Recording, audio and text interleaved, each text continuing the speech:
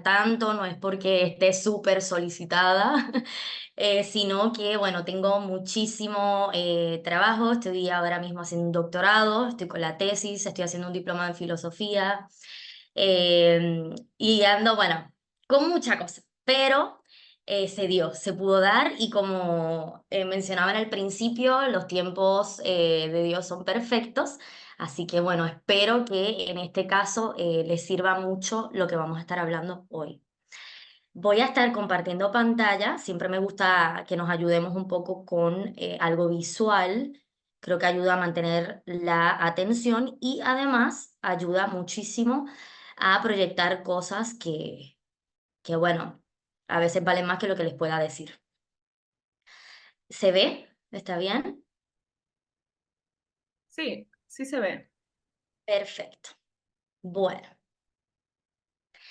les comparto un poco, a mí me comentaron, ¿verdad? Que van a ser, que tenía aproximadamente 30 minutos, me dieron un poquito la libertad de trabajar como quisiese, de tratar el tiempo de la manera en que creyera conveniente, díganme si no es así.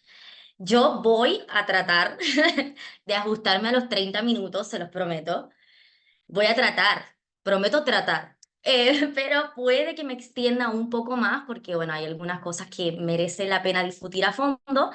Eh, Así que me disculpo de antemano. Vamos a arrancar con esto. Entonces, me invitaron a hablar de la familia y coloqué el título de esta manera porque ya, bueno, me comentaron familia tradicional, un diseño indestructible, ¿no? Entonces, coloqué el título de esta forma, es decir, a manera de pregunta, para que comencemos ya de antemano, ya arrancando, comencemos a trabajar con ese pensamiento crítico, a trabajar de fondo y con profundidad las palabras y por qué son importantes. Y coloqué un diseño indestructible a modo de pregunta. Esto creo que es clave y es súper importante porque creo que cabe la reflexión de si verdaderamente es indestructible la familia. Y yo creo, o sea, yo sé que esto va a ser muy chocante, ¿no? Que parta así o que comience de esta manera diciendo, ¿es realmente indestructible la familia? O sea, ¿es verdaderamente un diseño indestructible? Porque en el caso de serlo, en el caso de verdaderamente ser indestructible, es decir, de que verdaderamente no podamos hacer absolutamente nada para destruirla, entonces no hay nada por lo que luchar. Entonces, no hay nada que hacer en estos tiempos. Entonces la familia no está siendo atacada, ¿no?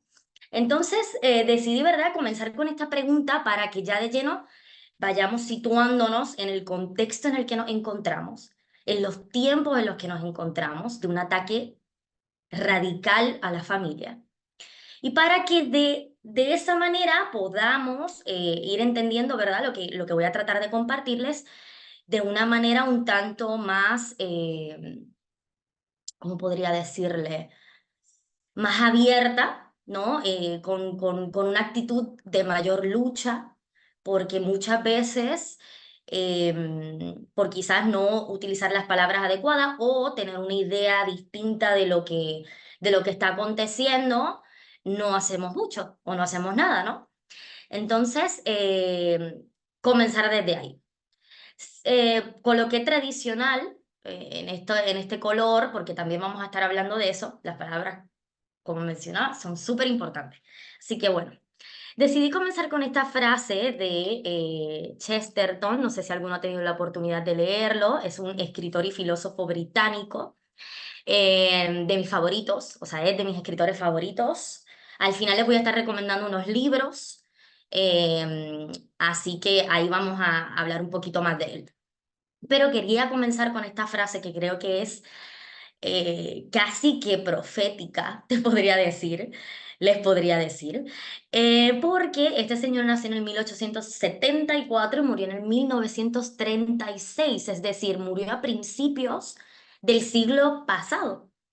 Y miren lo que dijo. O sea, miren cuán adelantado estaba a sus tiempos o cuán profético incluso fue su visión de lo que hoy estamos viviendo en una manera muy radical.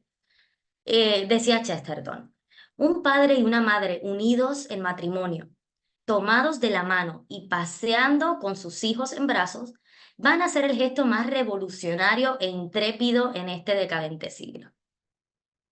Y hablaba de su siglo, estamos hablando de un siglo atrás. O sea, estamos hablando de muchísimo tiempo. Y aún así ya Chesterton había visto, se había adelantado a aquello que estamos viviendo, lamentablemente, ¿no? O sea, ¿cómo pudo ver que esta institución de la familia, la institución del matrimonio, que da la posibilidad también, ¿verdad?, de la familia, está siendo completamente atacada? Y cómo es hoy día un acto completamente revolucionario, ¿no? Y de eso vamos a estar hablando también un poquito más, pero quería abrir con esto.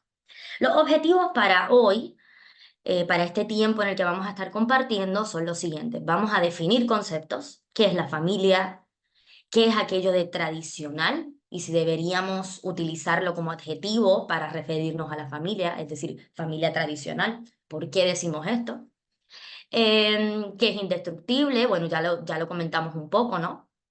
Y por qué un poco mi duda con la utilización de esa palabra, en un sentido de que, bueno, si no es destructible, entonces no hay que luchar por ella, ¿no? Eso ya lo conversamos. Vamos a mostrar cómo se está atacando a la familia hoy y, por lo tanto, por qué tenemos que defenderla, por qué tenemos que luchar por la familia. Vamos a estar hablando de las consecuencias psicológicas de un núcleo familiar descompuesto, que, como mencionaba Jocelyn al principio, es mi área de estudio y de preparación. Así que vamos a estar hablando un poco con algunos estudios y algunas estadísticas sobre eso. Y luego vamos a estar hablando de qué podemos hacer, ¿no? Finalmente, para defender a la familia, que creo que es lo que más nos interesa a todos los que estamos acá. Así que, en definición de conceptos, hablemos un poco de lo que les mencionaba de lo tradicional, de la tradición, de hablar de la familia como familia tradicional.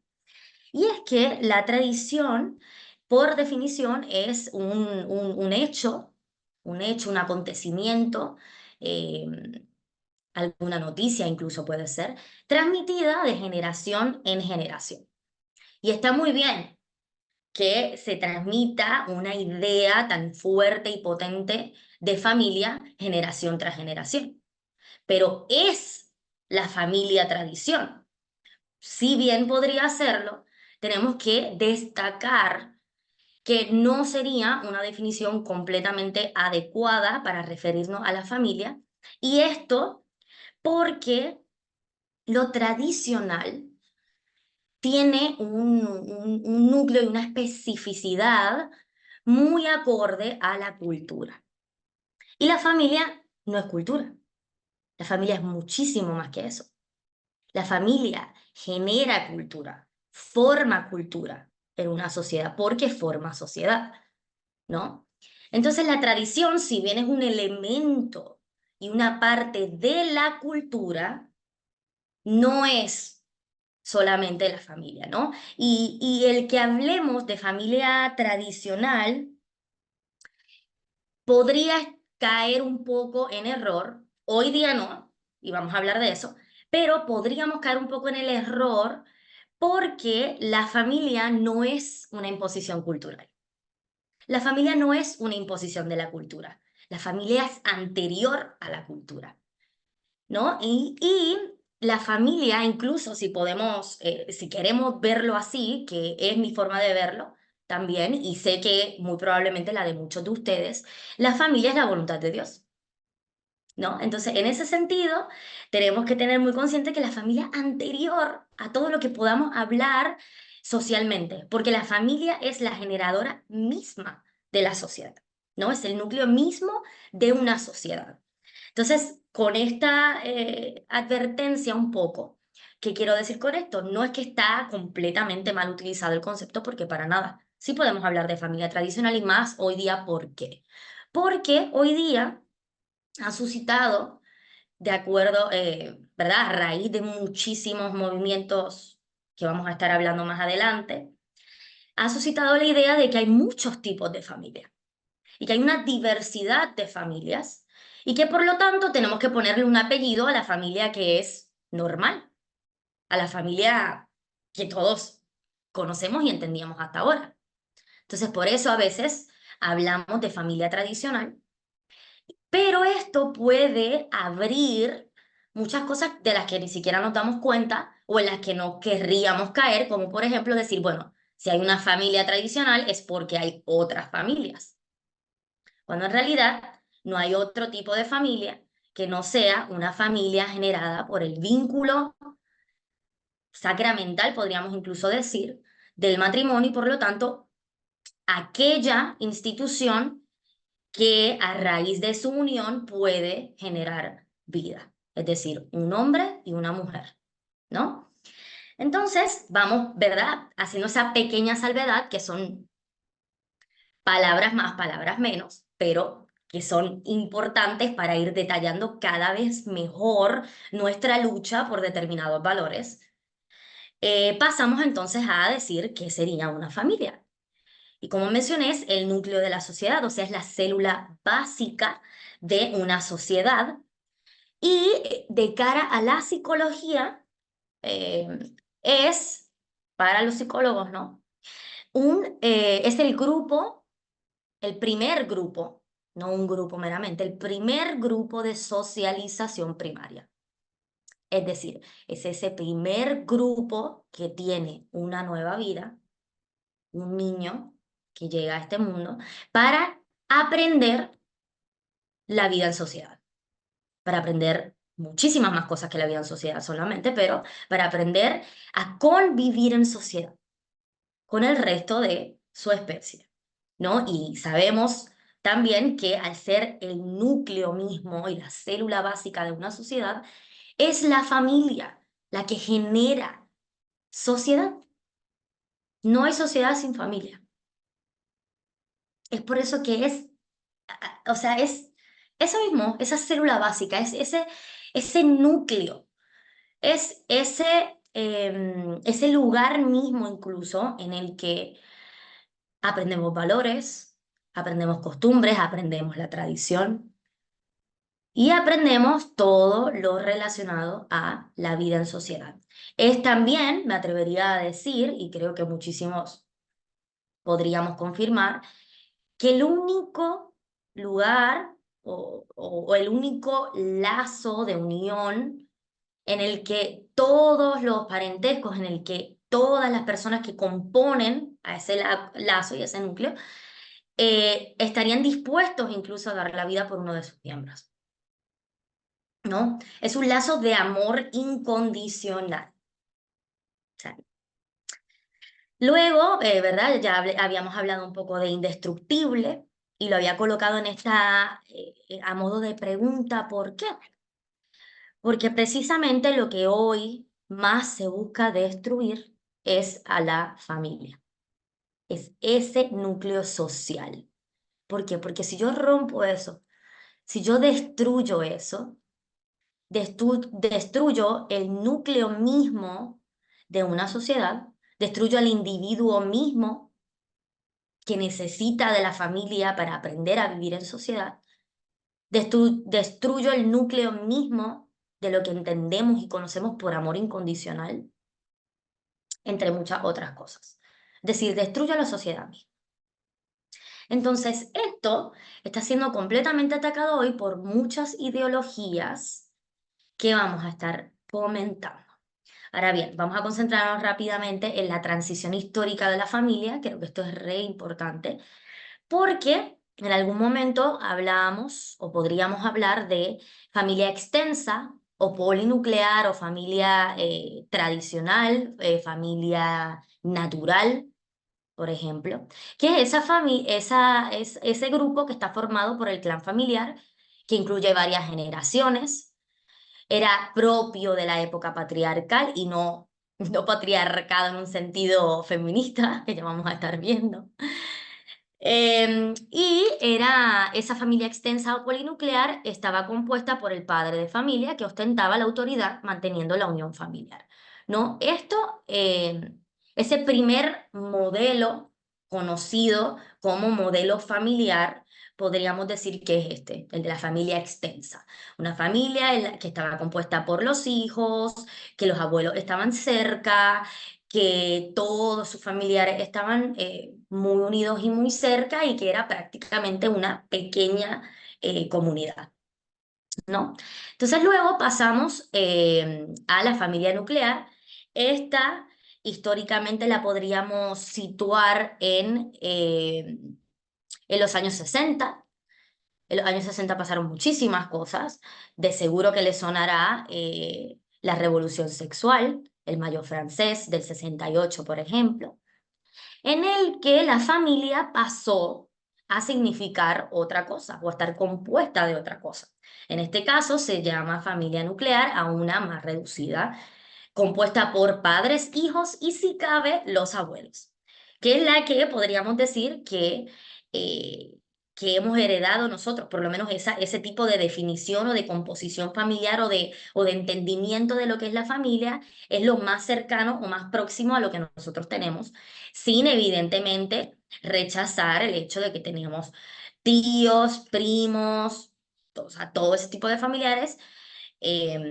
Pero nuestros lazos podría decirse que están mucho más cercanos a, bueno, mi familia nuclear, o sea, mis padres y mis hermanos. Y bueno, mis abuelos que veo de vez en cuando, con suerte, ¿no? Que esperemos que no sea así, que los vean mucho, mucho.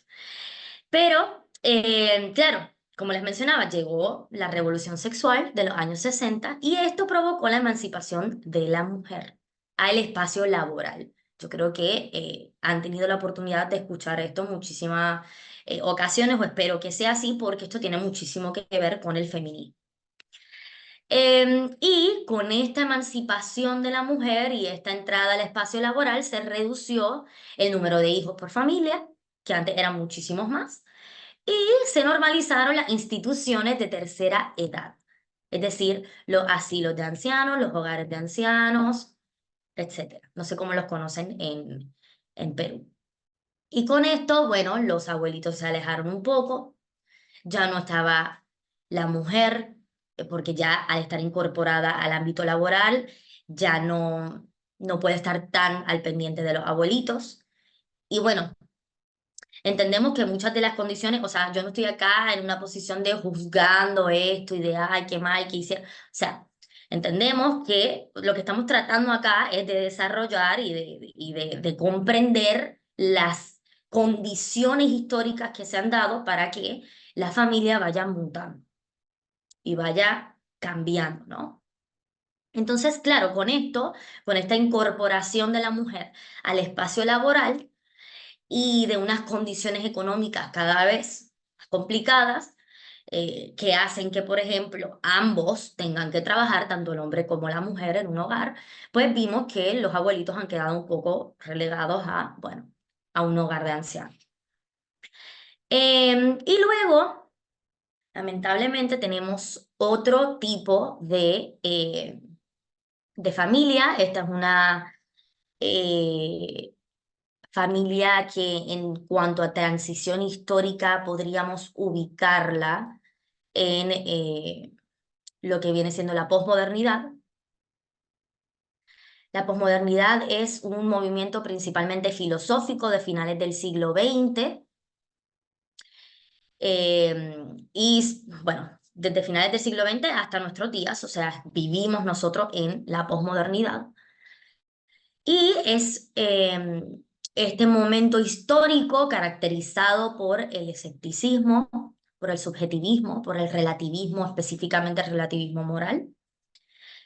Y en esta época histórica, es decir, la nuestra, la familia ha pasado a ser algo así como una familia postnuclear.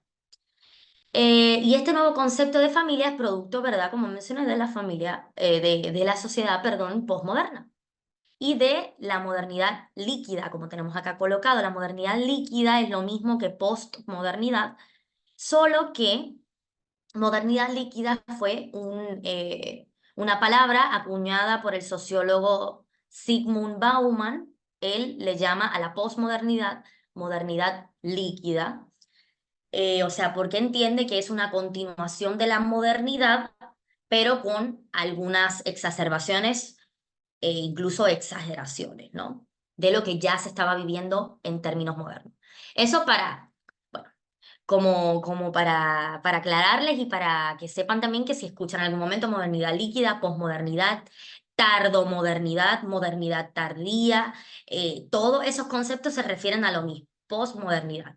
Solo que, bueno, muchísimos autores le han decidido llamar de muchas maneras y suele confundir un poco. Entonces, este nuevo concepto de familia postnuclear, por llamarlo de alguna manera, familia postmoderna, es uno en el que ya no hablamos de un cambio de la cantidad de hijos, o sea, o de un menor número de miembros de la familia, sino que hablamos de un cambio de contenido. Eso es lo que estamos viviendo hoy. El intento de cambiar el contenido de la familia misma y por lo tanto de cambiar lo que la familia significa. Y este cambio de contenido eh, se está dando de muchísimas maneras. Uno de estos es qué significa el matrimonio. Ese es uno de los cambios, porque claro, el matrimonio como institución dadora luego de ese fruto de la vida, que son los hijos, es lo que genera precisamente a la familia. Entonces, tratan de cambiar lo que significa el matrimonio y se han abierto las puertas de esa manera a otras formas de convivencia, muchas que no incluyen casarse, otras que incluyen parejas del mismo sexo, que hoy la han querido llevar al matrimonio como institución, ¿no? Y tergiversar de esa manera esto. Y muchísimas otras formas de cambiar el contenido y estrategias para cambiar el contenido que vamos a estar viendo en algunos ejemplos ya mismito.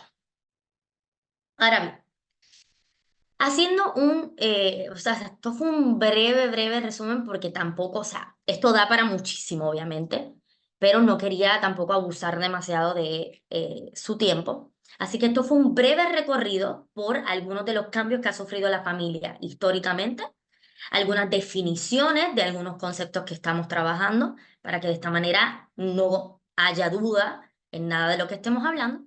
Y ahora vamos a entrar un poquito más de lleno en el ataque que está sufriendo la familia, ¿no? Y este ataque, voy a ver rápidamente el chat por si acaso hay algo acá. Eufemismos, tener solo mascotas. Uy, ese era un muy buen ejemplo y no lo puse. Gabriel, estás muy enterado. Y minor con los eufemismos, totalmente. Muchísimos eufemismos por todas partes. Sí, genial. Aprovecho los perrijos. Aprovecho que estoy abriendo el chat ahora para decirles que genial, o sea, usemos el chat, si alguno tiene alguna pregunta, algo que quiera comentar, lo puede decir en el momento, porque después si lo dejamos para último, se nos escapa un poco, ¿no? Y quizás ya lo último pasó mucho tiempo de lo que estuvimos hablando y se pierde, así que siéntanse libres de usar el chat o de preguntar cualquier cosa. Genial, las participaciones. Bueno, la familia bajo ataque. Hay muchas formas en las que se está atacando a la familia hoy. Yo decidí concentrarme en estas tres, que creo que son eh, tanto la raíz como también las más importantes, o mejor dicho, de las cuales se desprende todo lo que está aconteciendo. Todos los demás ataques a la familia salen de estos primeros, ¿no? Y de hecho, los dos, el punto 2 y el punto 3 de estos ataques a la familia salen de este primer punto que es el feminismo radical. Así que, como ataque a la familia tenemos el feminismo radical, tenemos a la ideología de género, que es por decirlo de alguna manera, la hija del feminismo radical. Y derivado de ahí, muchísimas estrategias para derribar a la familia y una de estas es aquello de nuevas familias. Obsérvese muy bien el que he colocado ahí con toda la intención, porque de qué nueva familia estamos hablando, lo vamos a ver ahora. Ay, esto no pasa. Bien. El feminismo. Ay, ¿qué decir del feminismo radical? Deben estar medios cansados ya. O sea, a mí ya esto me sobrepasa, me puede. Yo he tenido como que desintoxicarme un momento de todo esto, porque es tremendo. Es tremendo y lamentable porque se supone que el feminismo está para todas las mujeres, ¿no? Y está hablando en nuestro nombre y defendiéndonos a nosotras. Entonces, claro, me toca muy de cerca esto. Em, Y el feminismo radical, creo que ya la mayoría de nosotros sabemos, es una victimización, una exaltación exagerada de esa victimización de la mujer. Em, y parte de una cultura de sospecha frente al varón, al que evidentemente se le acusa de todos los males padecidos. O sea, ustedes chicos, lo siento, pero son los culpables de todo lo malo que está pasando, ¿no?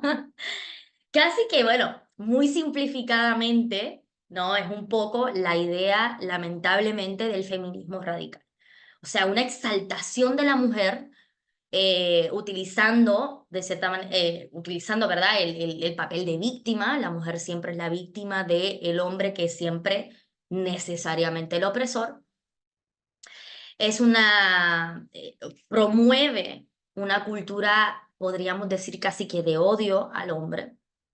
Las feministas han querido tratar de convencernos de que eso no es así, pero nos sobran los ejemplos. Y en la misma raíz del feminismo radical, que es el marxismo cultural, nos dice otra cosa, ¿no? Y nos dice que es esa lucha, en este caso traducida a los sexos, es decir, entre el hombre y la mujer, y esta a su vez es lamentablemente la que ha generado la consecuencia de un quiebre familiar, porque si yo quiebro ese mismo núcleo de la familia, que es el hombre y la mujer, aquellos que traen esa nueva vida al mundo, estoy quebrando la familia misma. Y acá algunos ejemplos de nuestras queridas feministas, que son muy tolerantes, muy respetuosas, entiéndase el sarcasmo, que creo que no había que aclararlo, pero bueno. Acá hay algunas imágenes lamentables de todo lo que ha estado aconteciendo. Por ejemplo, Virgen María aborta a Cristo y a este feminista. Casi que no lo puedo ni pronunciar porque es que yo no puedo creer que se ha llegado a tanto de las tolerantes y las respetuosas. Hay una imagen de una presentación artística y teatral con las que nos han tratado de deleitar las feministas, esa imagen de la derecha, arriba. Eh, las feministas, bueno, evidentemente una chica vestida de la Virgen María pretendiendo haber abortado.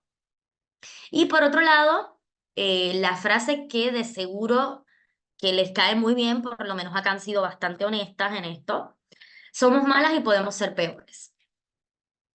Y lamentablemente la sociedad está sufriendo las consecuencias de esto, las consecuencias de tanta maldad, de una maldad que a veces es ingenua, porque tampoco voy a decir acá que todas las chicas feministas o chicas que se creen feministas son malas o tienen malas intenciones, ¿no? A veces es una muy buena intención, solo que muy mal direccionada y con muchísimos engaños, porque lamentablemente estas chicas están siendo utilizadas. No saben absolutamente nada del fondo verdadero de lo que están defendiendo. Basta con preguntarle a alguna de ellas si verdaderamente ha leído a Judith Butler, a Kate Millett, a cualquiera de estas feministas radicales, a Simone de Beauvoir, a cualquiera de estas feministas si la ha leído de verdad, se ha leído lo que apoyaban, que hasta firmaron cartas políticas en Francia para defender a pedófilos y legalizar la pedofilia. O sea, verdaderamente entienden las raíces de aquello que están defendiendo y las consecuencias tan drásticas que tiene para la sociedad. Entonces creo que no. Y a veces es mucha ingenuidad, lamentablemente, la que hay detrás de todo esto. Entonces por eso tenemos que ser, a veces yo estoy acá lanzando sarcasmo, diciendo que son malas, etcétera.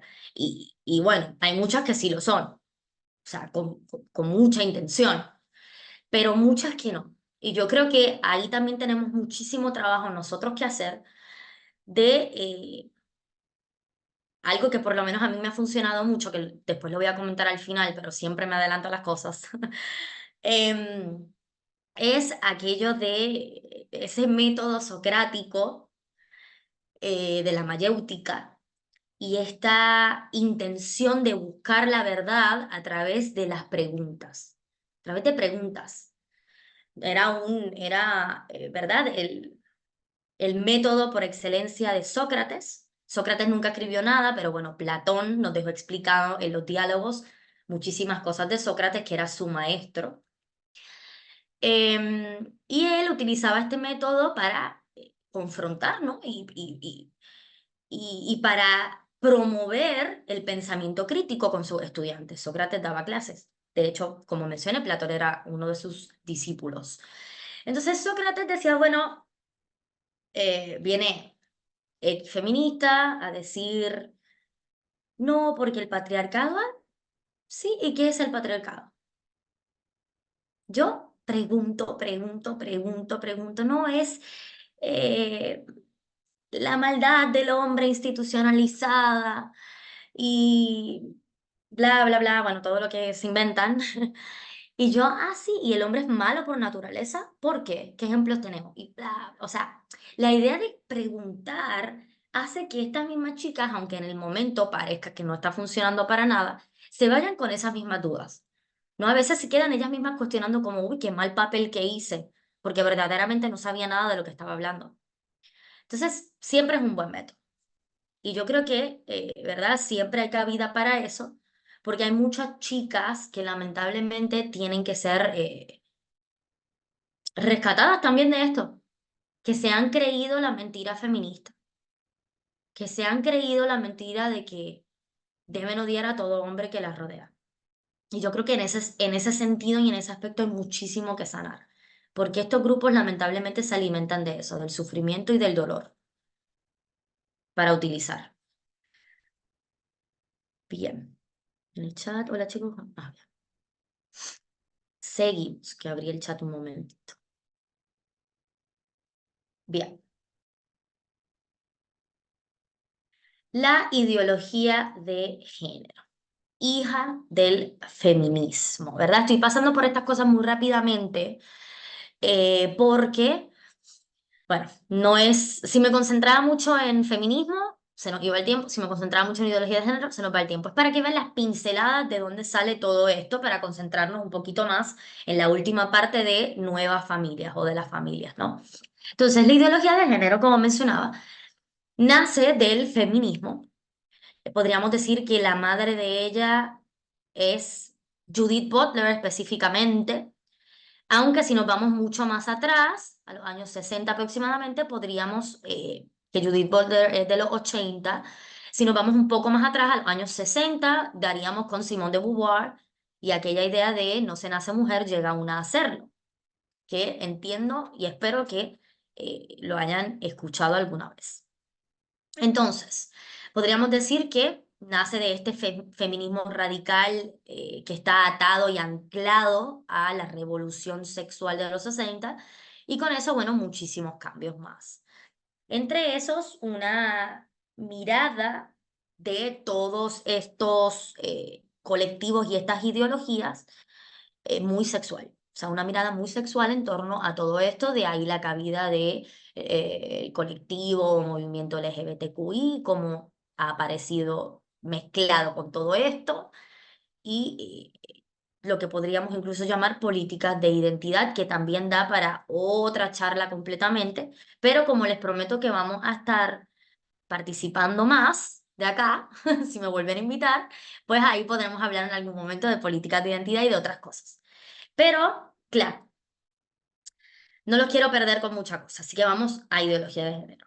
Esta definición me ha gustado muchísimo. Al final de esta ponencia le voy a estar enviando a Jocelyn algunos archivos y materiales en PDF para que los puedan compartir, y si les gusta la idea de indagar más en todos estos temas, pues lo pueden leer. Esta definición es de uno de esos archivos. Y bien, es una ideología política de corte neomarxista y un sesgo totalitario. Vamos a desglosar esta definición ahora, que defiende que las diferencias entre el hombre y la mujer, a pesar de la obviedad anatómica y biológica, no corresponden a una naturaleza fija, sino que son construcciones culturales y convencionales que responden a roles y estereotipos que a lo largo de la historia la sociedad ha ido creando. Esa es la definición. Yo creo que es una definición muy completa.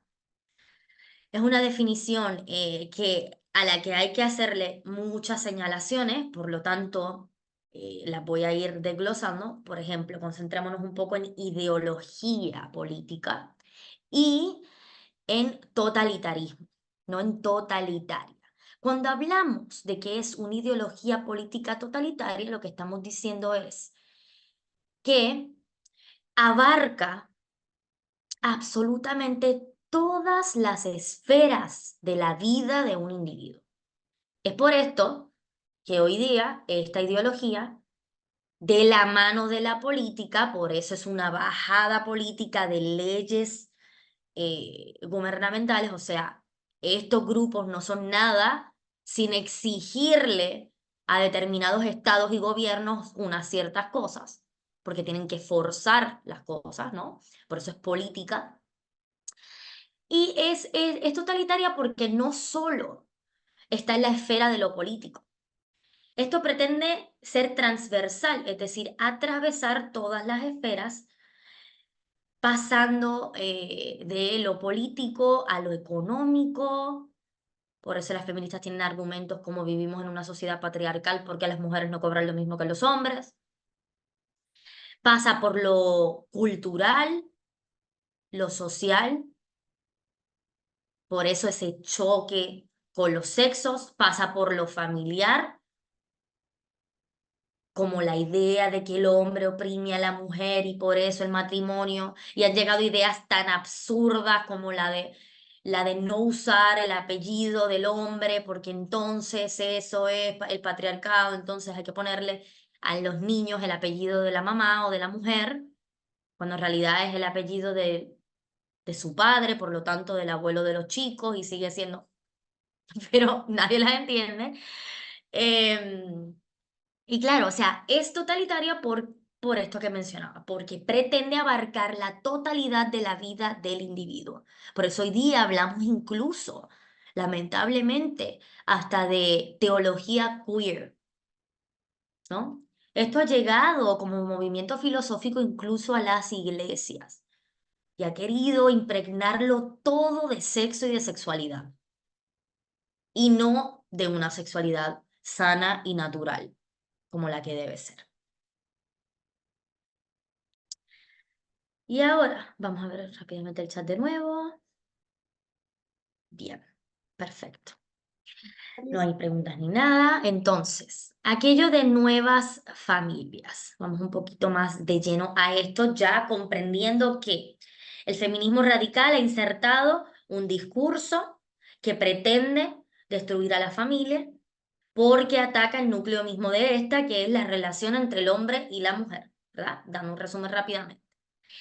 Esto, o sea, el feminismo radical ha parido, por decirlo de alguna manera, ha dado a luz a la ideología de género, que es esta idea de que tu sexo no es natural, sino que es una construcción social y cultural y que por lo tanto tú mismo deberías de elegirlo.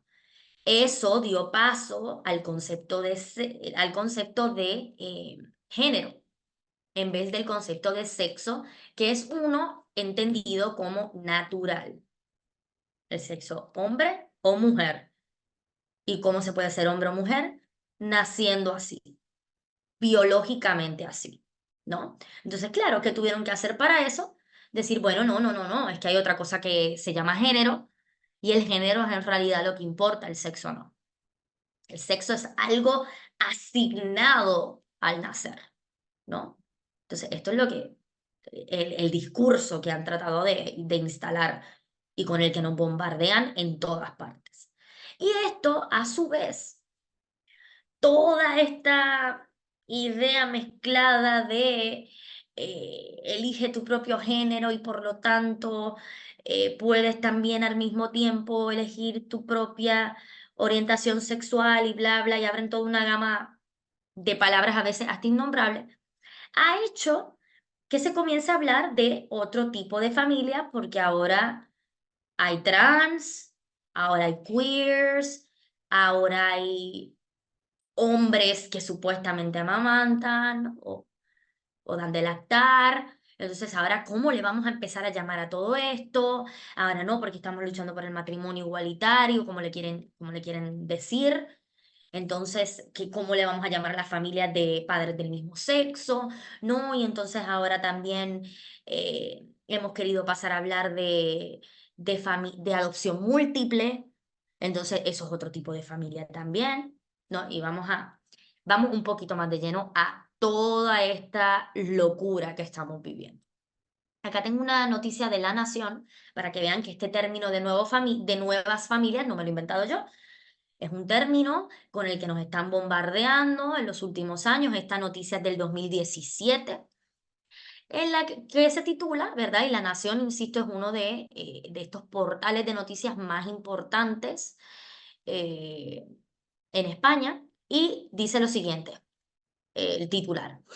Las nuevas familias ensambladas, no sé si saben lo que es eso, pero las familias ensambladas son aquellas familias en las que hay hijos de una relación anterior o de otro matrimonio, le llamaron familias ensambladas, pero claro, te comentan algo completamente, bueno, normal ya dentro de todos nuestros tiempos, esto de una relación que no funcionó y que han tenido hijos y que ese vínculo no se rompe jamás, el de los padres con los hijos. Entonces te utilizan eso, familias ensambladas, le llaman, para meterte un montón de otro tipo de familia. Por eso hablaba al principio de familia tradicional. Utilizan familia tradicional para luego ponerle otro tipo de adjetivos. No, porque hay familias tradicionales, familias ensambladas, familias homoparentales, familias homo... y ahí, ¿no? Dice las nuevas familias ensambladas, homoparentales, monoparentales y de adopción múltiple. La visibilidad, miren lo que dice la noticia, y la mayor aceptación ponen en el centro de la escena las familias diversas, porque claro, esa palabra es una palabra talismán, esa palabra lo bendice todo. La diversidad, qué hermosa que es la diversidad, pues a las familias diversas, que se construyen con una estructura no convencional, dice acá la noticia, y que vinculan a padres e hijos con transparencia y solidez. Así que vamos a ver algunos ejemplos de lo que se refieren con esto. A raíz de esta noticia, surgió en España, que insisto, España es uno de los lugares que más ha adelantado todas estas agendas, lamentablemente, sobre todo en términos legales, sobre todo a nivel estatal y gubernamental, es decir, han estado aprobando leyes en torno a estos temas. O sea, cuando digo que han adelantado esto, no solo que lo han adelantado culturalmente, no solo es que han hartado a la sociedad de este tema hasta el cansancio, sino que han logrado leyes en torno a estos temas. Que eso es mucho más triste aún, lamentablemente. Miremos, por ejemplo, 16 tipos de familia propone España. Esto es el ABC, es otro portal de noticias muy importante, que nos comunica que el gobierno impone por ley hasta 16 tipos diferentes de familia. Y claro, ¿qué están haciendo con esto? Yo estoy segura que ustedes han visto en muchas ocasiones conferencias de Agustín Laje, y hay un ejemplo que me gusta muchísimo que él utiliza y que cae perfectamente con lo que estamos viendo en estos momentos. Y él habla de la expansión semántica de un significante para que el significado pierda sentido. Es decir, cuando él habla de los géneros, por ejemplo, pone este ejemplo de toda la cantidad de géneros con las que han bombardeado a la sociedad estos colectivos, ¿no? El colectivo LGBT sobre todo.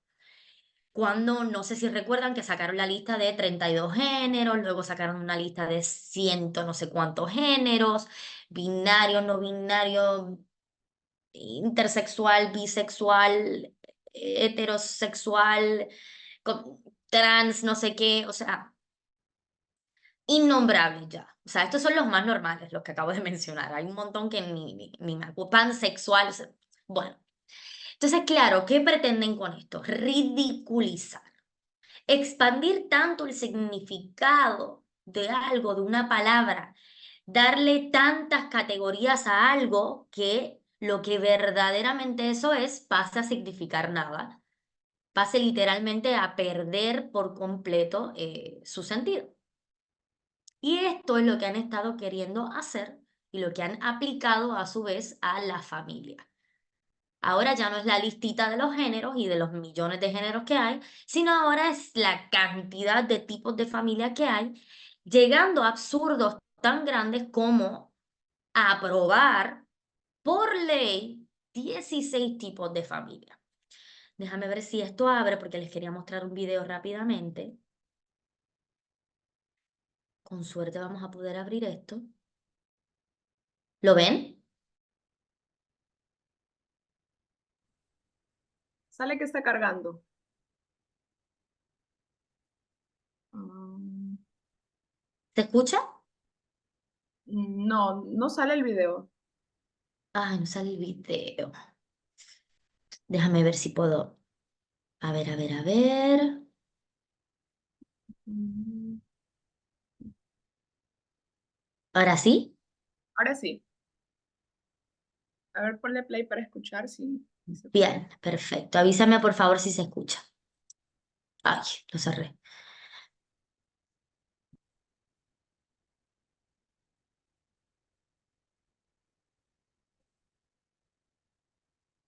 No, no se escucha, se ve.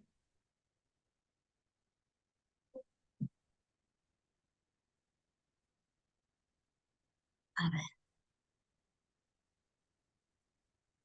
Sí te han dado el acceso libre. Creo que abajo de repente se tiene que configurar el audio.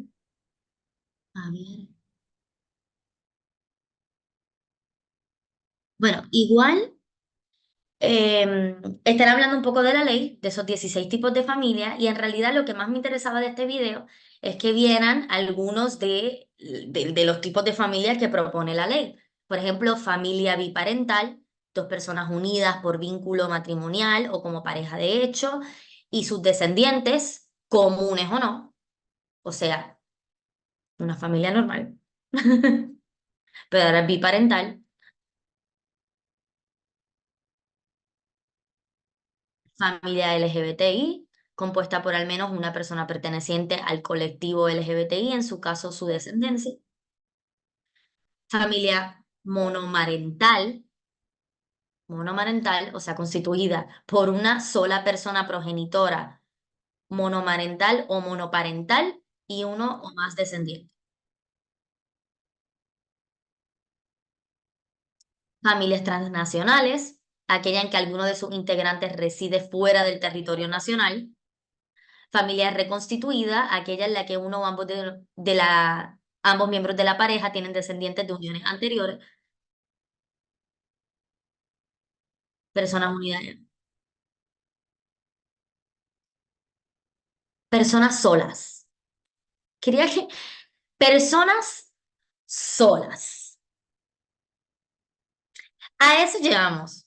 A ese absurdo. O sea, la ley establece que también las personas solas podrían ir y decir, mire, yo constituyo una familia por mí mismo y yo, por lo tanto, puedo aplicar de una serie de beneficios, porque claro, la ley, debajo de todo esto, propone una serie de beneficios que en realidad no son eh, el foco principal de esta ley.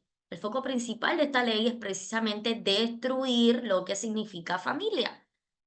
Y la que promueve esta ley es la directora o la promotora principal en el gobierno de España de la Agenda 2030. Así que no es casualidad también.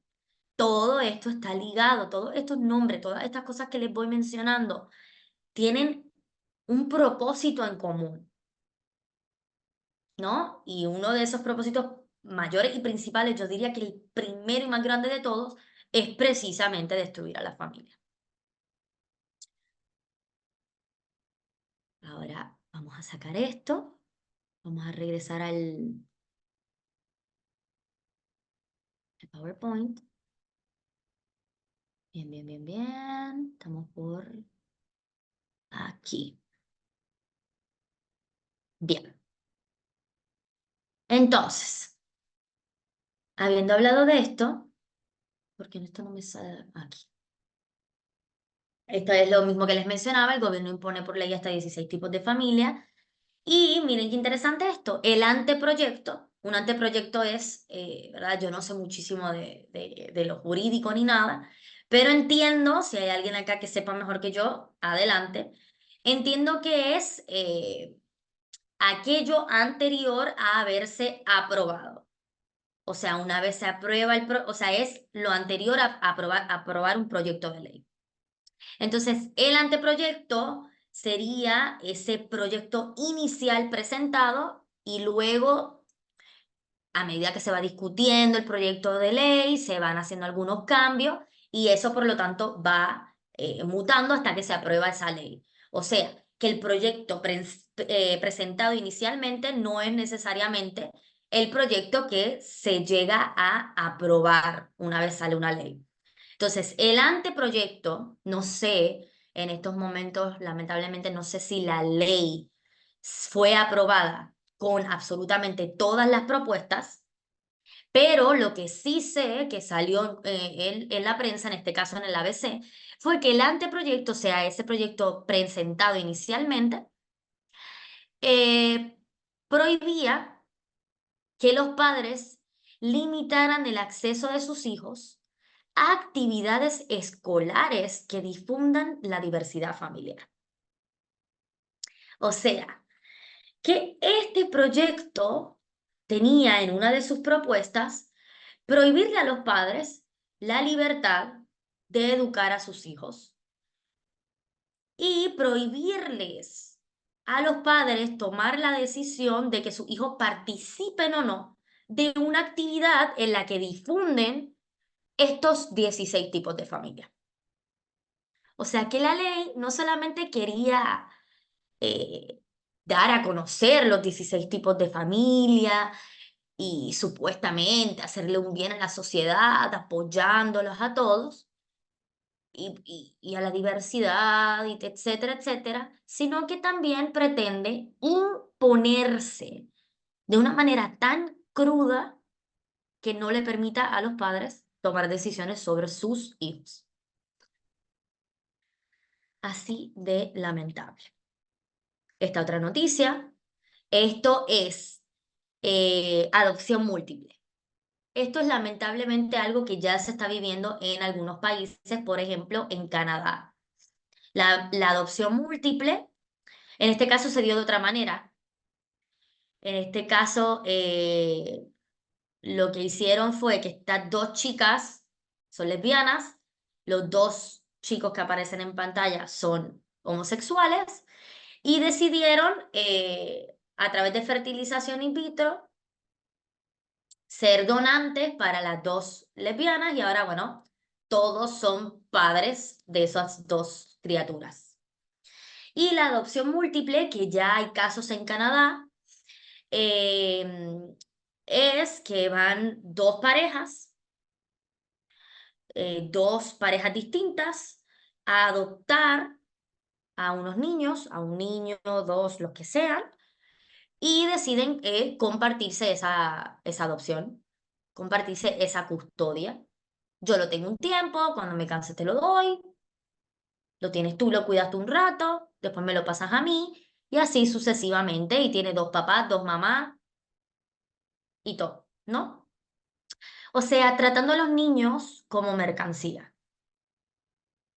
O sea, si es otra cosa, por favor, dígamelo. Pero están tratando a los niños como pura mercancía para sus caprichos.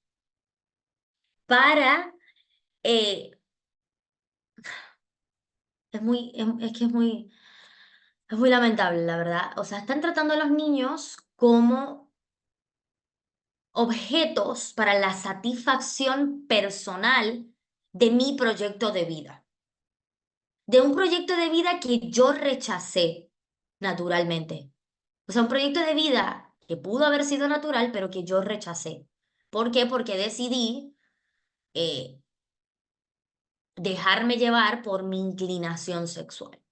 En el caso de una pareja homosexual, por ejemplo, que ha decidido llevar a cabo ese estilo de vida, ha renunciado, por lo tanto, a tener hijos de manera natural y dice, bueno, voy a adopto porque yo tengo el derecho de, de, de, de un hijo, cuando en realidad el derecho es de los niños.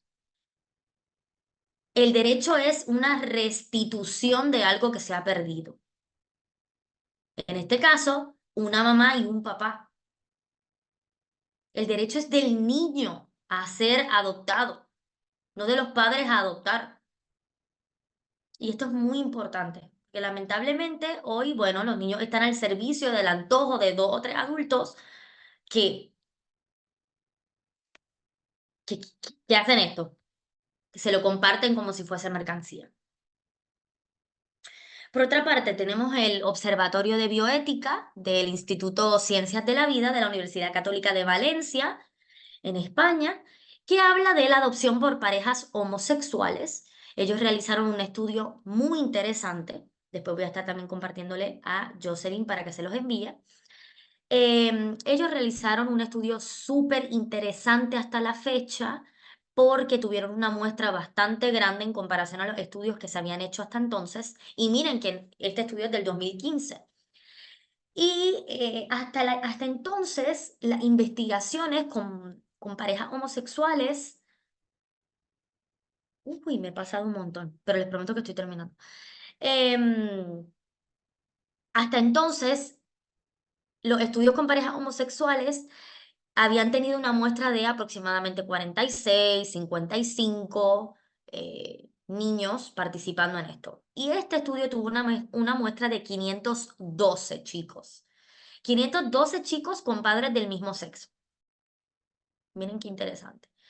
Y estos chicos fueron sacados del US National Health Interview Survey, ahí obtuvieron las muestras, y los compararon con chicos de padres biológicos de ese mismo lugar. O sea, la muestra la sacaron en un mismo lugar, chicos con padres biológicos, chicos con padres eh, del mismo sexo, y se compararon 12 índices de problemas emocionales y de desarrollo. O sea, fueron evaluando 12 indicadores distintos de problemas del desarrollo o emocionales, para concluir que los problemas emocionales tienen 2 veces más prevalencia en los hijos de padres del mismo sexo que en los que tienen padres de sexo opuesto.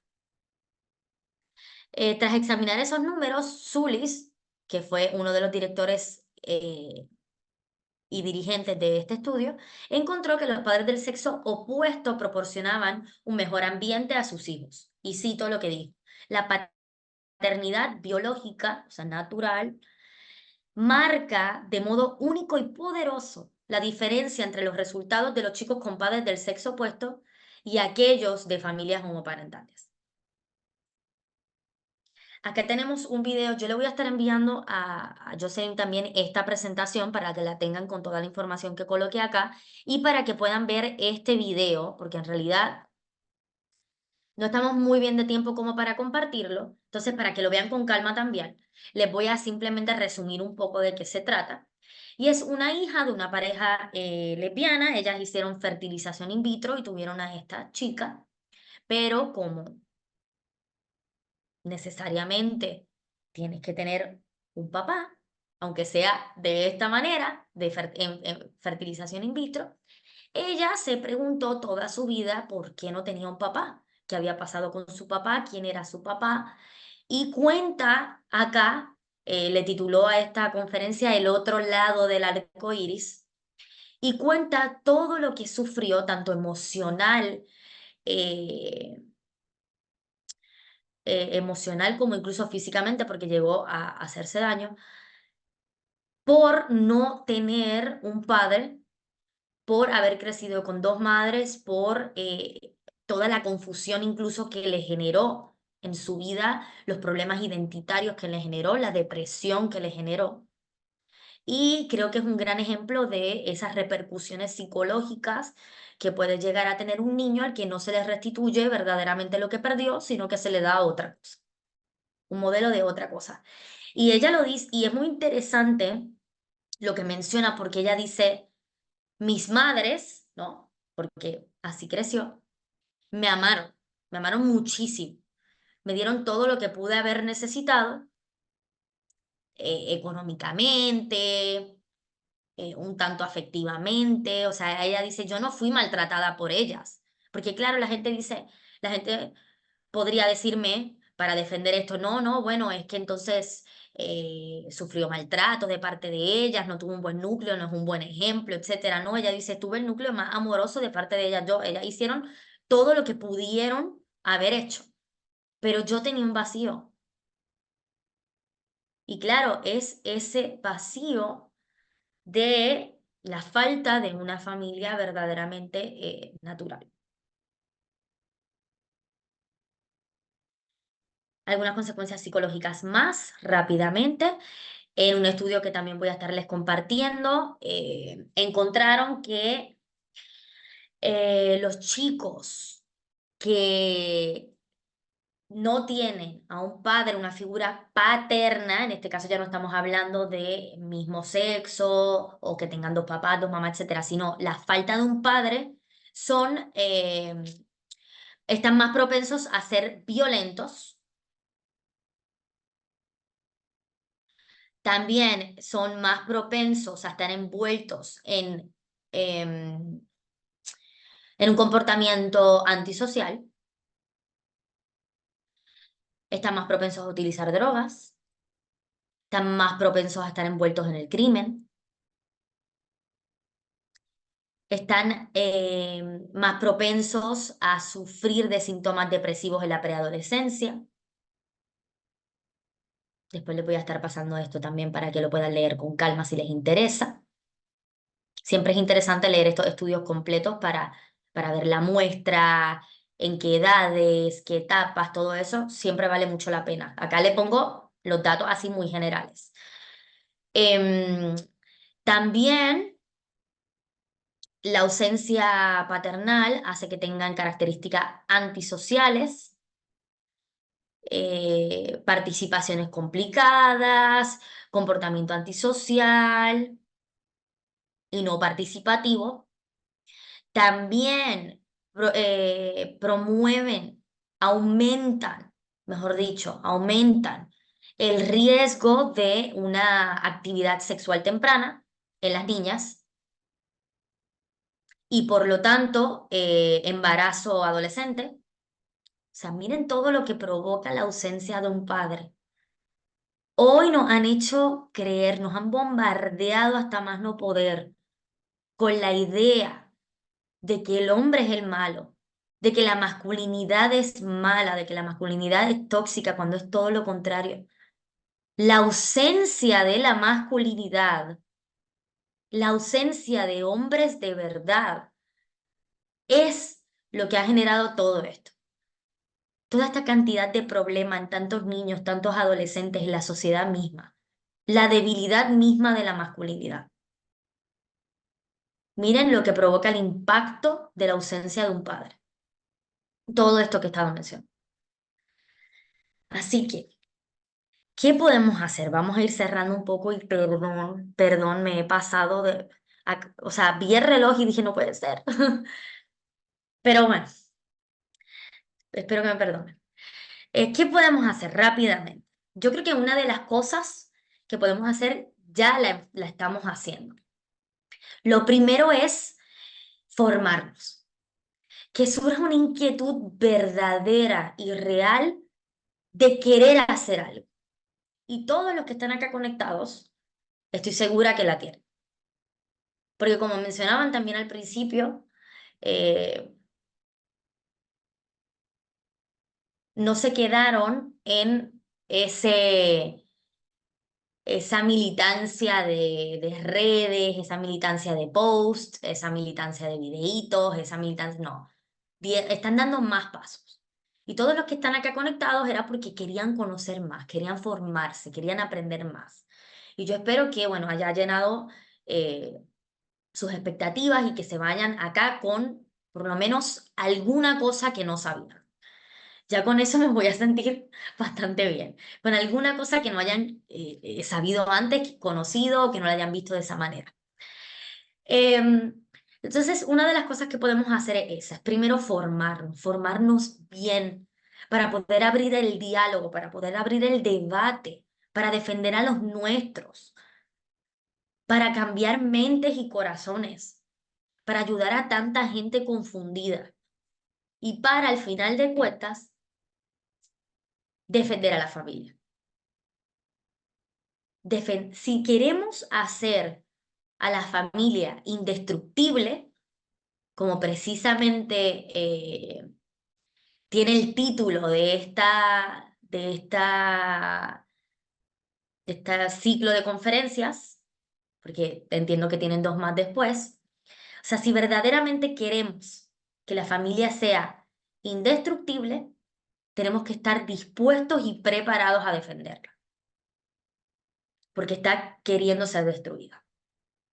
Entonces, podemos formarnos, podemos unirnos a espacios con chicos y personas que están haciendo cosas, como es el caso de Juventud Pro Vida Perú. Gracias, chicos, por lo que están haciendo. Son espacios sumamente importantes en los que les exhorto que se unan, que digan en qué puedo ayudarle, qué viene después, qué más vamos a hacer. O sea, hay muchas iniciativas que ellos están haciendo, no solamente conectarnos acá y escuchar a alguien hablar, sino que, y formarse con suerte, sino que también están asistiendo a mujeres, están hablando de los temas que hay que hablar, están saliendo a la calle a promover los verdaderos valores. Entonces, eso es digno de admirar y de apoyar. Así que esa es otra de las cosas que podemos hacer, unirnos. Y si somos de otros países, siempre podemos conectarnos por acá. Si vemos que en nuestro país o en nuestra comunidad no hay una iniciativa como esta, podemos empezar a formarla, no quedarnos callados, romper con ese círculo de silencio, con ese ciclo vicioso de permanecer callados por creer que los demás no piensan como yo. Si no piensan como yo, formémonos para convencer, para promover los valores. Y hablemos, porque no sabemos si piensan como yo o no, si no promovemos esto y si no lo hablamos. Entonces yo creo que esto es lo que podemos hacer, que parece sencillo, pero no lo es, y que requiere mucho compromiso y requiere mucha perseverancia y constancia, porque sentarse a leer no es fácil, sentarse a formarse no es fácil, sacarse un tiempo eh, de un día en la noche para ir a escuchar a alguien hablar y tomar nota y todo eso no es fácil, requiere tiempo, disposición. Entonces, gracias a todos los que se conectaron. Una última cosita, voy a recomendar algunos libros rápidamente y ya damos por concluido. Algunos libros sobre el tema. Tenemos a Chesterton, lo amo, o sea, no hay desperdicio en ninguno de sus libros y tiene novelas también que están muy buenas, pero les recomiendo estos dos libros. Uno es Esencia de Mujer, es así, chicos.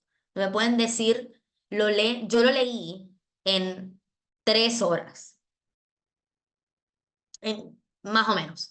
O sea, es así, en una sentadita se lo leen y es hermoso. No es solo para mujeres, pero es espectacular. Habla de la familia, habla del hombre, habla de la mujer y es el resumen del resumen del resumen, literalmente, de este que está al lado, que es Historia de la Familia, sobre la única institución que crea y ama a sus propios ciudadanos. Este librito Esencia de la Mujer es prácticamente una recopilación de ensayos muy, muy, muy, muy, muy resumida de ese otro libro que les coloqué al lado de Historia de la Familia. Tiene también otros que no coloqué acá, pero que merecen mucho la pena. Después googleen a Chesterton porque sobre este tema es muy enriquecedor. Tiene uno que creo que se llama La mujer y la familia y tiene otro que se llama Ensayos sobre la mujer, el hombre y la familia. Algo así. O sea, son muchos más o menos sobre ese tema. Pero les coloqué estos dos porque son dentro de todos los más fáciles de encontrar. De hecho, los otros son un poquito más complicados. Yo los logré encontrar usados en España. O sea, muy difícil encontrarlos, pero estos dos fueron reimpresos hace muy poco y hay bastantes por ahí. O sea, los podrían encontrar. Tenemos, por otro lado, a Juan Varela, que es el director de la Comisión de la Familia de la AEE, que es la Asociación Evangélica Española. Estaba ahí como, ¿cómo era que se llama? Asociación Evangélica Española. Y este es el director de esta comisión, Juan Varela, que tiene estos dos libros que ven a los costados, Tu matrimonio sí importa, claves para la relación en pareja. Esto es súper importante. ¿Por qué? Porque, claro, el matrimonio es la institución por excelencia, esa unión entre un hombre y una mujer que da como fruto a los hijos y por lo tanto a la familia. Así que el matrimonio es súper importante, fortalecerlo, comprenderlo, ir a una convivencia sana entre el hombre y la mujer. Así que coloqué ese por ahí. Tus hijos sí importan, es otro de él, tiene como toda una colección de sí importa tal cosa, tiene otro también que es Tu identidad sí importa, muy buenos todos, y muchos de los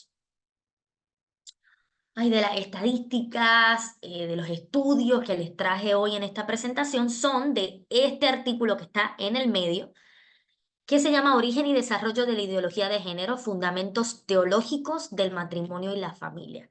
Y no tiene desperdicio ese documento. Está lleno de muchísima información, está lleno de muchos datos muy importantes, muchas definiciones, tiene una explicación. La definición de ideología de género que les di al principio es de ese artículo. Tiene, tiene una parte que dice los 10 mandamientos, ¿no? Por llamarlo así, de la ideología de género y habla y desglosa cada uno de ellos, el feminismo radical, la deconstrucción de la familia, la deconstrucción de la ontología del ser humano en un término antropológico. Es muy bueno y tiene como 80 páginas, creo que es, si no me equivoco. tiene definición de familia, de matrimonio, todo desde un enfoque cristiano. Entonces yo creo que es muy bueno. Se los voy a estar enviando en PDF tan pronto termine acá para que así lo tengan. Les voy a estar enviando algunos libros que he adquirido en PDF para compartírselos porque sé que a veces no es fácil y también es dinero. Así que con todo lo que los pueda ayudar, encantada. Y bueno, muchas gracias por soportarme hasta ahora, Dios mío. O sea, discúlpenme otra vez. No, Gracias por la sí. invitación. No, no hay nada que disculpar, de verdad nosotros estamos encantados. Sabemos la clase de estos talleres que son súper extensos, pero si en caso pudieras tener unos minutitos, hay unas dos preguntas, si no me equivoco, es del tema Sí, justamente. sí, ahí Eh, estaba viendo justo el chat. ¿Están en el chat? Sí, nomás que ya se atraveraron un poquito, como han estado por ahí hablando. Aquí hay una pregunta que dice, ante la típica frase de las abortistas de que si la familia es disfuncional y no se pueden hacer algo porque los padres, y no se pueden hacer cargo porque los padres pueden estar ausentes y no están preparados, ¿qué se puede decir? Uy, Elmer tenía que ser. Bueno, mira, ese es un argumento bastante utilizado. em, y es un argumento lamentablemente que nos deja en muchas ocasiones sin palabras, como chocante, ¿no? Porque es un argumento muy válido, es algo que lamentablemente se vive muy a menudo, y más en esta sociedad de tanta separación, tantos divorcios, ¿no? Entonces, yo primero y lo más importante diría que el valor de ese ser humano, que el valor de esa vida no está atado a la condición de los padres, a si los padres se aman mucho o poco, a si los padres entre ellos dos están bien o no. Él sigue valiendo igual, porque la dignidad es intrínseca al ser humano. Es decir, la dignidad no es separable de lo que yo soy por lo que soy. Es decir, soy digno porque soy. Punto. No soy digno porque tengo dinero, no soy digno porque tengo padres que me amen, no soy digno porque tengo padres que estén juntos o divorciados. Soy digno porque soy un ser humano creado de imagen y semejanza. Entonces yo creo que ese argumento es muy triste porque yo de hecho respondería no solamente eso de la dignidad, sino que también incluso le tiraría con una pregunta. Es decir, o sea que, por ejemplo, en el caso de que mis padres estén divorciados o que mi familia sea disfuncional, estás queriendo decir que no tuve que haber nacido. Estás queriendo decir que mi vida entonces no vale, ¿no? Y volvemos a ese recurso tan valioso que nos dejó Sócrates de hacer preguntas, ¿no? O Claro. sea, yo respondería eso. Y luego también le diría muchas otras cosas como hay muchos grupos pro vida que están haciendo esto y esto y esto, que ayudan a las madres que están solas, que bla, bla, bla. Y ahí, chao, la mataste. ¿Para cuándo el libro? Lo que falta para Esperamos eso, con muchas ansias. lamentablemente. Ahora estoy escribiendo una tesis que, ¿qué decirles? Me quita el sueño por las noches. Estoy ahí, pero bueno, en algún momento espero que sí. De hecho, mi trabajo de fin de máster fue sobre el tema de la identidad en la posmodernidad, así que si les interesa también se lo pueden enviar en PDF, así leen algo mío. A falta de libro, una tesis, una tesina, un TFM. ¿Qué más? ¿Cómo refutar la idea de que el hombre no es monógamo, sí poliamoroso? Primero, preguntaría por los datos. O sea, de dónde sacaron eso? Primero que todo. O sea, ¿de dónde surge esa idea? Segundo, mira, acá dice Minor, una respuesta teológica sería el pecado original. Claro, pero lamentablemente estos grupos no quieren respuestas teológicas, de hecho te invalidan rápidamente el argumento. O sea, esa respuesta es completamente válida en un núcleo religioso, un núcleo de iglesia, si estoy teniendo un debate en mi iglesia, si estoy formando evangélicamente a alguien, etcétera, ¿no? para un argumento de tú a tú en la calle, es muy difícil que te acepten ese. Entonces yo lo que podría decir es que la sociedad misma se vería completamente afectada porque perjudicaría a la familia. Porque si yo tengo una relación poliamorosa, primero, no hay forma de saber, bueno, hoy día sí, pero habría toda una gran disputa entre de quién es el hijo y si lo compartimos o no, no, toda esta idea. Entonces yo creo que em, esa idea de que el hombre no es monógamo es muy absurda en términos incluso sociales, ¿no? Para la sociedad misma y la conformación de lo que es una familia. Quisiera consultar cómo responder ante casos que se han denunciado, como el de Olga Izquierdo, buscando defender a las niñas, mujeres, miembros de una familia en el servicio público ante el uso de personas que se perciben mujer cuando son hombres. ¿De qué manera podemos sustentar nuestra defensa como familia? Laila, muchas gracias por tu pregunta. A ver si entendí bien. Eh, Eh, ¿Conoces el caso, amiga, de Olga Izquierdo, que pasó aquí en Perú, de los baños? no, Allá pasa que en el aeropuerto Jorge Chávez pusieron baño hombre, mujer y abajo un subtítulo y en las mujeres al que se autoperciba como femenina. Entonces, cualquier de repente hombre disfrazado por ahí de mujer podría entrar. sí. Y no solamente eso, sino si es que se autopercibe, podría entrar al baño de mujeres y niñas. Entonces, esta amiga, Olga Izquierdo, hizo un TikTok que se hizo viral denunciando, fue al libro de reclamaciones, y a ella un movimiento trans la denunciaron, ha estado también declarando, y ahorita se quieren meter contra su profesión, o sea, ya lo han tomado directamente un ataque hacia ella, ¿no? Y es algo que nosotros nos hemos unido también para apoyar, pero se refería a ese caso. Perfecto, ok. Bueno, yo creo que llevar esto a términos jurídicos es muy bueno, siempre y cuando tengas a buenos defensores. Pero yo estoy completamente segura que lamentablemente Olga no tenía intenciones de que llegara a tanto su TikTok. Sin embargo, por ejemplo, después le exhorto a que busquen a ADF. ADF es ADF International. Esto es una asociación que tuve la oportunidad de tomar unos cursos el año pasado con ellos. Es una asociación de abogados que tiene su sede en Viena y también en Washington. Y estos se van a nivel de Corte Suprema a defender casos como estos, ¿no? Ellos defienden las libertades fundamentales, libertad religiosa, la libertad de expresión. Por ejemplo, ellos son los que llevaron adelante el caso de esta señora que demandaron y denunciaron unos policías por estar rezando en su cabeza frente a una clínica abortista. No sé si conocieron ese caso.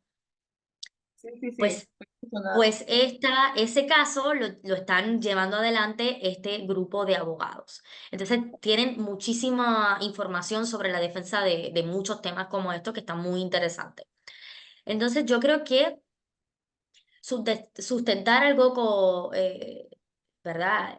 Como esto, creo que parte desde la misma protección de las niñas, porque lamentablemente, eh, la verdad es que cualquier depravado puede entrar en uno de estos baños y y hacer lo que quiera con alguna de estas niñas o con quien esté. Ya han habido casos. Y yo creo que es muy importante que sepamos y conozcamos estos casos para también poder compartirlos al momento de estar hablando con alguien que nos ponga ese ejemplo. Por ejemplo, hubo una chica que fue violada por unos compañeros en el baño de su escuela porque eran baños libres. Entonces, claro, un poquito de buscar todos esos ejemplos y tenerlos en la mente para cuando surjan discusiones como esta. Siempre se habla, dice Kevin, del adoctrinamiento progre en universidades públicas, pero yo estudio trabajo social, en la Interamericana de Arecibo, que es privada, y no falta la violencia de género y el patriarcado en cada clase.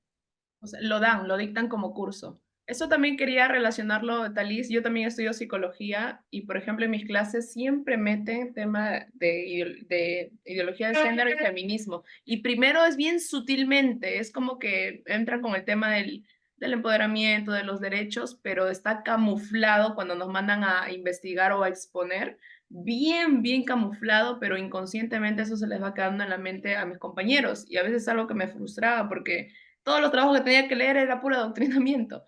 De repente lo has vivido tú en tu carrera. ¿Cómo crees que podamos contrastar eso, ¿no? En la universidad más que todo. Sí, yo lo habría querido vivir más. Lo habría querido estar viviendo en estos momentos, porque me siento más preparada. Lamentablemente, qué bueno que salió este tema, porque al principio, en mi grado, yo estoy haciendo un doctorado ahora, se ha pasado tiempo, y cuando comencé la universidad, al principio hubo muchas cosas que eran literalmente adoctrinamiento, y en su momento no me di cuenta. Ujú. Cosas como, por ejemplo, ahora lo pienso y digo, wow, o sea, a lo que estuve expuesta, pero no lo lograron. Em, un profesor recuerdo que me dice, o sea, que era una chica, era un grupo como de 25 vamos a poner, y había 5 hombres nada más en la clase, todo el resto eran mujeres. Y él decía, llegaba y decía buenas tardes a todas, y que y decía que iba a decir todas porque había mayoría de mujeres y que como había más mujeres que hombres, que entonces podía decir todas porque todos no sé qué, bla, bla, bla, que todos era para el hombre, bla, bla. Y en su momento yo dije, mira qué curioso, recuerdo como, mira qué curioso, qué interesante, pero lo dejé ahí como que no, obviamente se escuchaba raro, pero no indagué más. No, no fue algo que despertó demasiado mis alarmas. Luego, muchísimas otras cosas muy sutiles que también me fueron tratando de inculcar y de las que me di cuenta después, cuando me puse a indagar sobre todo esto, cuando me puse a investigar, a escribir, de hecho el TFM, todo este tema de la identidad, de la posmodernidad y todo eso que me puse a estudiar cuando estaba realizando mi maestría, me llevó a darme cuenta de muchas de estas cosas y a decir, uy, pero me estaban tratando de adoctrinar. O sea, todo lo que estuve viviendo en la universidad que no me daba cuenta porque estás crudo, porque llegas a la universidad y crees que lo que dicen los profesores es lo Todo. que es, que ellos son los que saben, que yo no sé nada. Sí. Entonces, lamentablemente, costaba mucho darse cuenta de eso. Pero ustedes tienen una ventaja y es que saben lo que está pasando. Saben de antemano que los quieren poder, o sea, que quieren tratar de adoctrinar. Y las posibles vías por las que lo quieren hacer. Entonces yo les exhorto a ser prudentes y sabios, a siempre pedir dirección, pedir discernimiento. Cuando oramos, o sea, para los que sean creyentes, olvidamos muchísimo, esto es algo que se me va a quedar como aprendizaje toda la vida. Que me dijo alguien que me estaba, ¿verdad?, dirigiendo espiritualmente, que orara mucho, mucho por discernimiento, porque oramos por muchas cosas, por paciencia, por nuestras familias, por nuestros proyectos, por muchas cosas y nos olvidamos de orar por ese discernimiento, por saber tomar decisiones en el momento correcto, por saber ser prudentes en cuanto a las decisiones. Entonces, ¿por qué les digo esto? Porque hay que ser muy sabios al momento de decir, esto que me está diciendo el profesor se lo puedo refutar, se lo puedo contestar. Hay que estar muy bien formados y seguros también para poder tomar esa decisión de responderle a un profesor, porque obviamente puede salir mal. Y si sale mal, todos los que están escuchando van a decir, mira, o sea, el argumento no valía nada, en realidad el profesor es el que tiene la razón. ¿No? Entonces, estar bien preparados para saber cuándo meterse a realizar un debate con un profesor, a responderle algo, a decirle, yo creo que eso no es así, es crucial. Eso por un lado. Por otro lado, también hay que saber cuándo, lamentablemente, merece más la pena callar. Callar en ese momento, informarse más, eh, para poder defenderse mejor en otro momento, saber en qué clase lo debería hacer y en cuál no, porque no estamos para estar gastando dinero en repetir clases porque el profesor la agarró con uno. Entonces también eso, ¿no? La prudencia y el discernimiento. Tratar de pasar de la mejor forma posible Ujú. este paso por la universidad, valga la redundancia, y si veo que no lo puedo hablar con el profesor, porque mi intención no es convencer al profesor. De hecho, Ujú. la intención del profesor es convencernos a todos nosotros. Entonces, si veo que no merece la pena hablarlo con el profesor, que esto me sirvió muchísimo a mí, salgo y lo hablo afuera. Ah, mira, hacemos un grupo, salgo con algunos amigos y les digo, ¿qué piensan de lo que dijo? ¿No les pareció raro? Ya. Como tal cosa, me parece que es abortista o me parece que esto y ese argumento como... Y lo hablas con tus compañeros en vez de con el profesor. Y así te evitas un poco el que el profesor agarre represalias contigo. Entonces yo creo que eso es siempre una muy buena táctica, ¿no? Ser astutos. La Biblia incluso dice, y siempre me gusta decir esto porque como que se nos olvida, es ser cándido, no hace un llamado a ser cándidos como palomas y astutos como serpientes. Y el cristiano en muchas ocasiones se enfoca muchísimo en ser el bueno, en ser ese cándido como una paloma blanca y la paz y el amor y etcétera, y nos olvidamos de ser astutos también y de, ¿no? de defender fuertemente con valentía y con convicción todo lo que creemos, ¿no? Entonces, eso.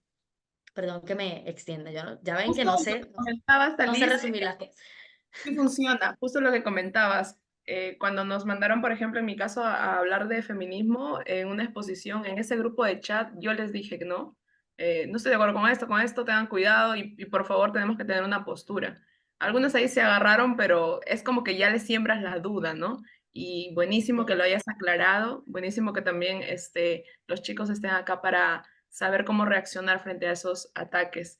Muchas gracias, Talis, de verdad estamos muy agradecidos. La hora se fue volando, ni siquiera lo hemos sentido. Sí. Me quedó una pregunta súper rápido que estoy viendo acá de Renan Sánchez.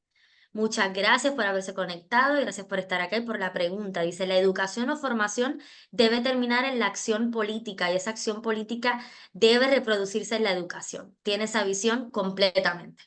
No tuvimos tiempo ni lamentablemente para hablar eso. Y también, bueno, decidí enfocarlo un poco más en mi ámbito, que es la psicología, pero estoy completamente de acuerdo con esa visión.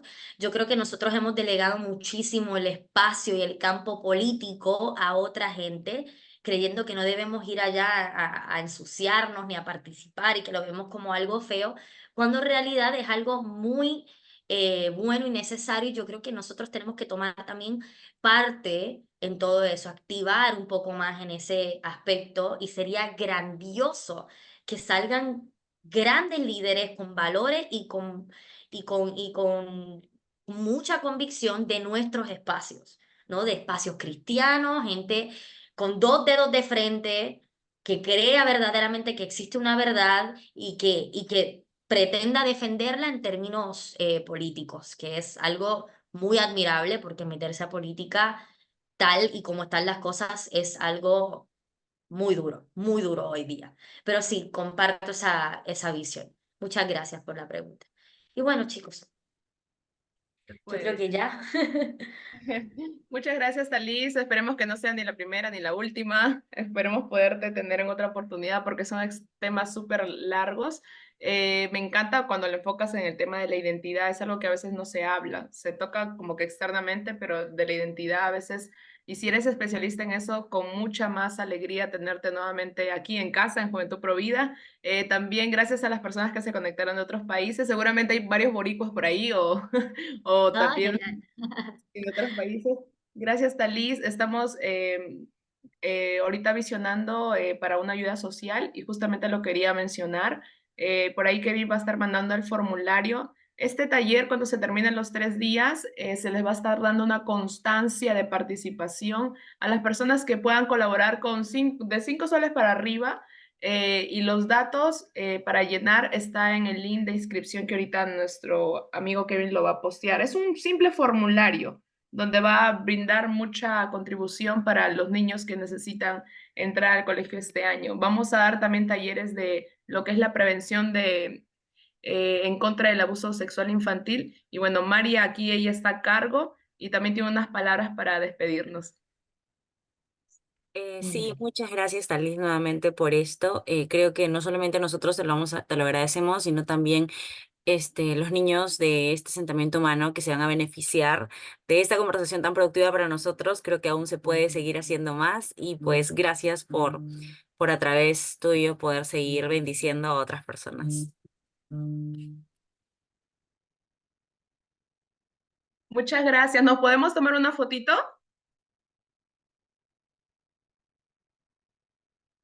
A Sí, creo ver, que podemos prender cámaras, ¿no? Para tomarnos la foto. ¿alguien Apellido de ya lo Herbert. tiene en la mano?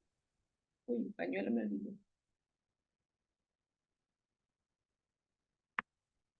Prendan sus cámaras, chicos, amigos. Nos avisas, Mari. ¿Tú lo puedes tomar?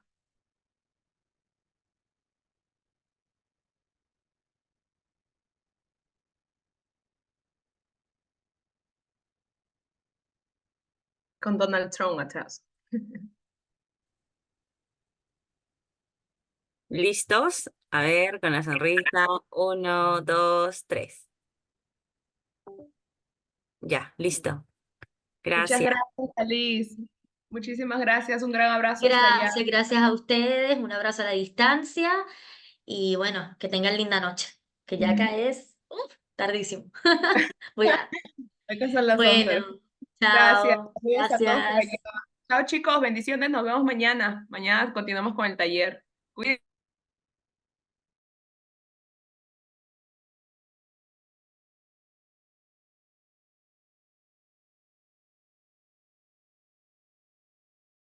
Estamos despedidos. Mari, te quedas un ratito, porfa.